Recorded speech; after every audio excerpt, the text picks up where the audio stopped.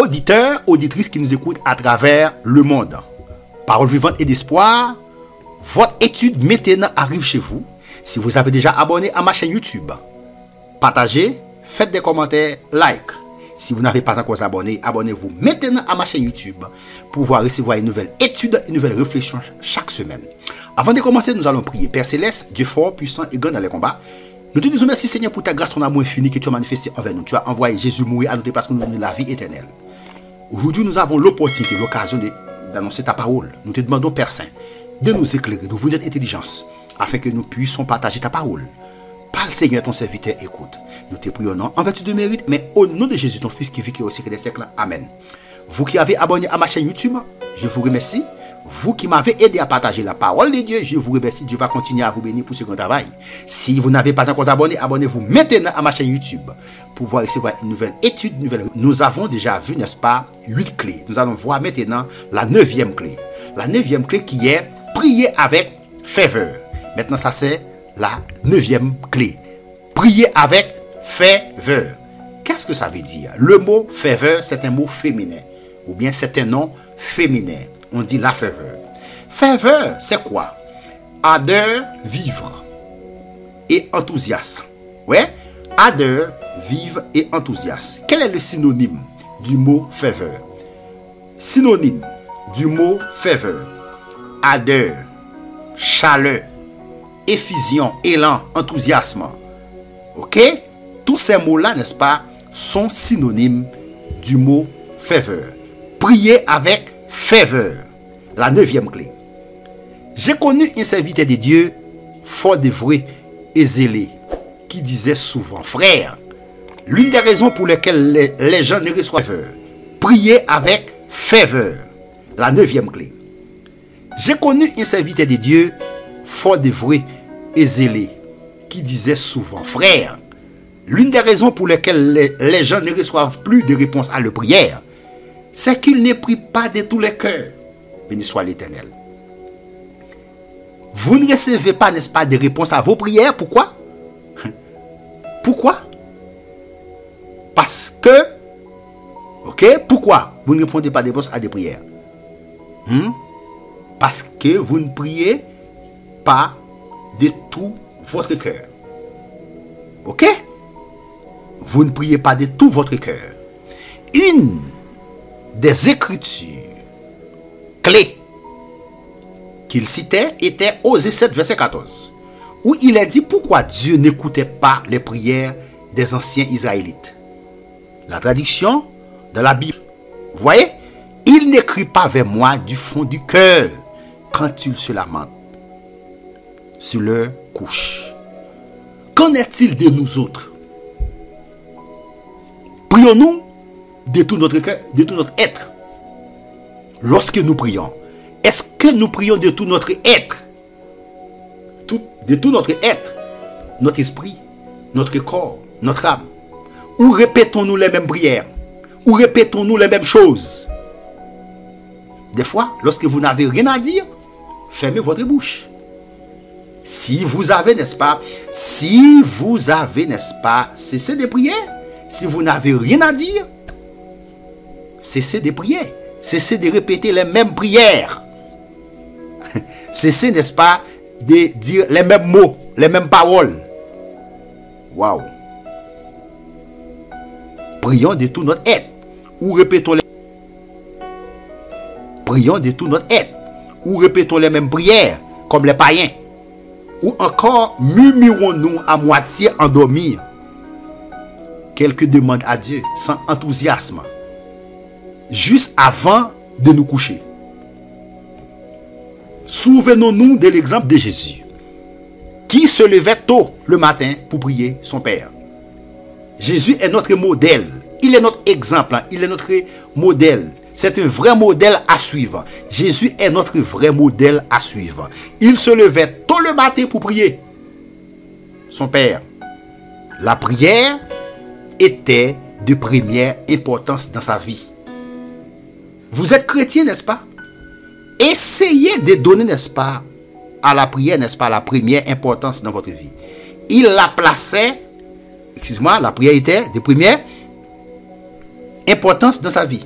Il le plaçait en première position dans son emploi du temps journalier.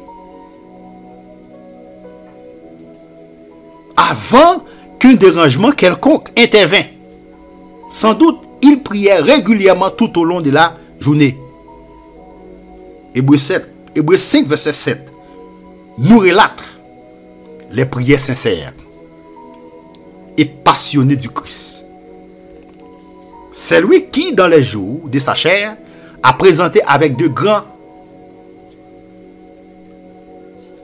larmes des prières et des supplications à celui qui pouvait le sauver de la mort.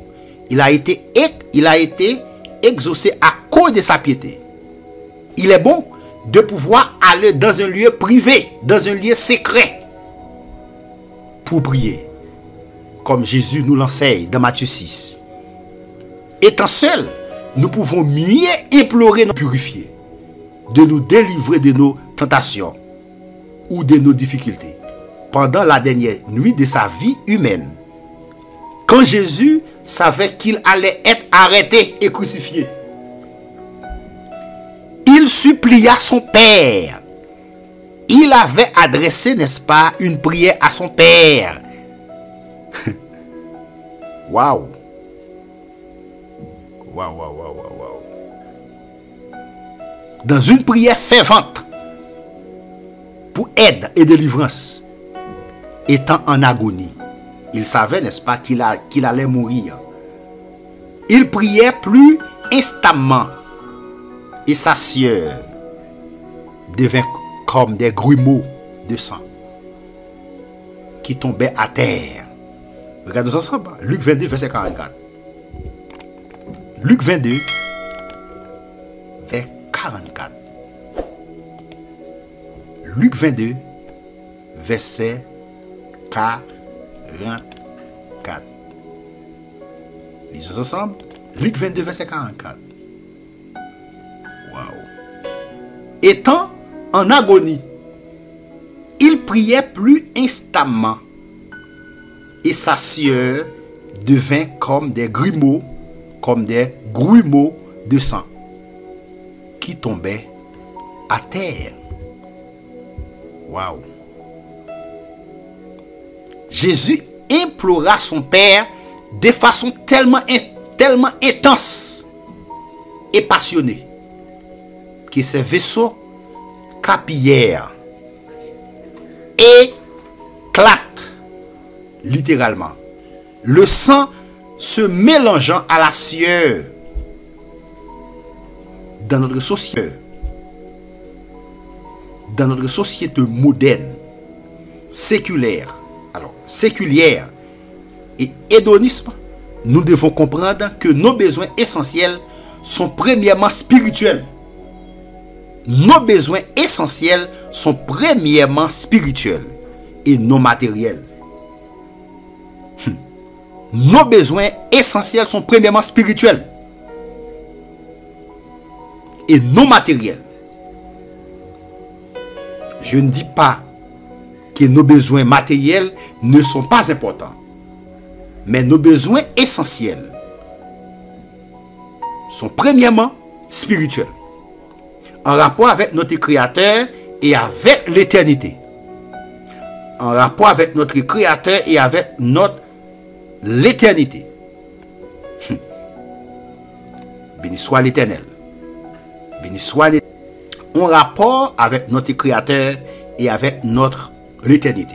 Aussi, laissez parler votre cœur dans vos prières. C'est ce que vous devez faire. Laissez parler votre cœur dans vos prières. Soyez fervents. Ouais. La 9e clé. Priez avec ferveur. Ok? Priez, n'est-ce pas? Priez ici. Soyez fervents. Soyez passionnés. Alors que vous ouvrez votre cœur à celui qui est votre Père véritable. Le Très-Haut.